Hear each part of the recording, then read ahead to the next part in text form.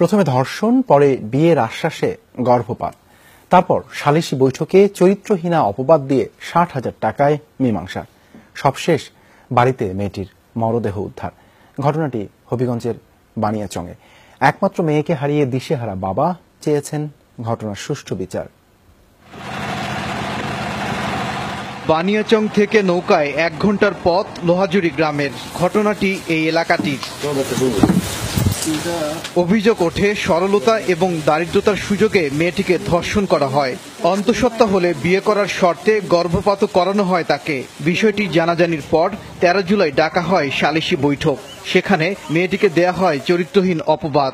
৬০,০০০ টাকা ক্ষতিপূরণে মিটে যায় ঘটনাটি।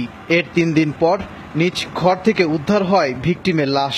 জুম্বাল রায় করছে ২৫,০০০, আর একটা ছেলে করছে ২৫,০০০, আর জামালকে করছে ১৫,০০০ টাকা। আমার মেয়ের বিচারটা আপনারা সত্যভাবে করে দিতেন। আমার মেয়ে যে কেমনে বললো আমি কইতে পারি না। বিচারে এমন সিদ্ধান্ত কেন? এর উত্তরে গ্রাম্য মাতব্বরদের দাবি, প্রথমে জুম্মনকে দায়ী করা হলেও সালিশে প্রতিবেশী বকুলের নাম বলেছে মেয়েটি, তাই সবার সম্মতিতে নেওয়া হয় সিদ্ধান্ত। ওর মেয়েকে জিজ্ঞাসা করলাম যে তোমার সাথে এই ঘটনাটা কে বা কারা ঘটাইলো, তুমি নাম বলো, নির্ভয়ে বলো, কোনো ভয় নেই।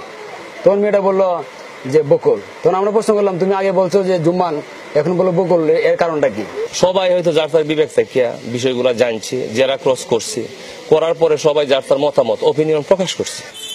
নির্যাতনের শিকার মেয়েটি আত্মহত্যা করেছে এমনটাই রটানো হয়েছে এলাকায়। তবে ময়নাতদন্ত শেষে চিকিৎসকরা জানিয়েছেন তার শরীরে পাওয়া গেছে আঘাতের চিহ্ন। শরীরে বিশেষ করে গলায় কিছু আঘাতের চিহ্ন পাওয়া গেছে, মাথায়ও আঘাতের চিহ্ন আছে। এ ঘটনায় ১৯ জুলাই ১১ জনের নাম উল্লেখ করে মামলা হয়েছে। প্রধান আসামি জুম্মনকে গ্রেফতার করেছে পুলিশ।